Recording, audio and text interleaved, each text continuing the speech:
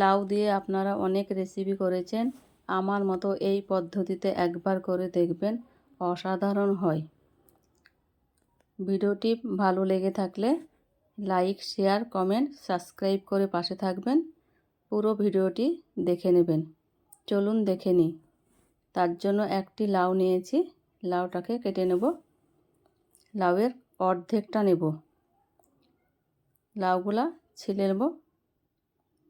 ছিলে নিয়েছি, ধুয়ে পরিষ্কার করে গ্রেটারের সাহায্যে গ্রেট করে নেব। গ্রেটার বড় দিকে গ্রেট করে নেব। এইভাবে সমস্ত লাউগুলাই গ্রেট করে নেব।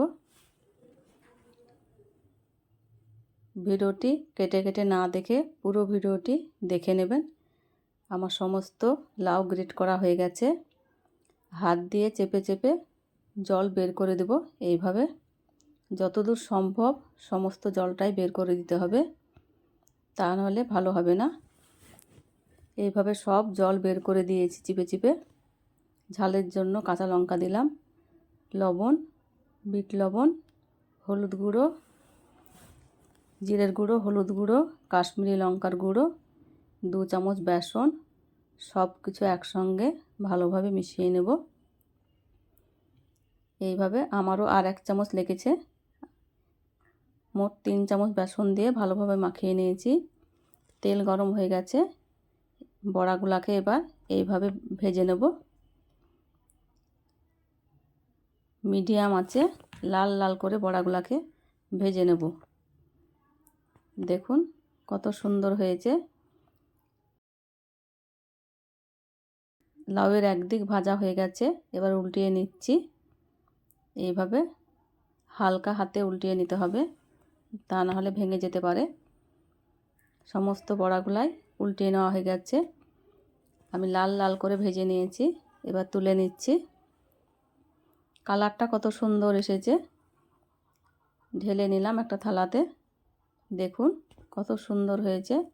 বাকি বড়াগুলো একই রকমভাবে ভেজে নিচ্ছি। মিডিয়াম আঁচে ভেজে নেব। বড়াগুলা সব দিয়ে দিলাম। বড়াগুলা লাল লাল করে ভেজে নিয়েছি, আবারও তুলে নিচ্ছি। সব বড়াগুলাই আমার ভাজা হয়ে গেছে। এই বড়াগুলা না রান্না করলেও এভাবেই খাওয়া যায়। দারুণ মুচমুচে হয়েছে, পারফেক্ট ভাজা হয়েছে। ওই কড়াইয়ে তেল কিছুটা কমিয়ে দিয়েছি। তেজপাতা দিয়ে দিলাম, দারচিনি, এলাচ, লং দিয়ে দিলাম।